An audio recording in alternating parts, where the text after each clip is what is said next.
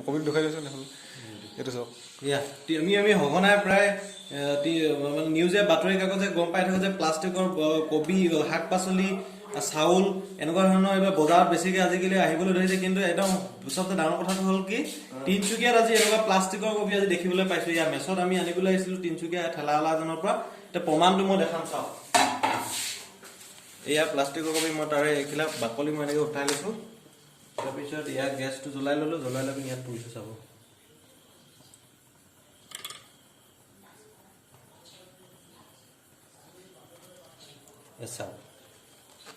totally plastic এইটো চাওক plastic plastic ফালিব নোৱাৰি এয়া সেইটো চাওক এই ৰাবাৰ টাইপ এয়া দেখিছে সাধাৰণ শাক পাচলি হলেতো ইমান কঠিন নহব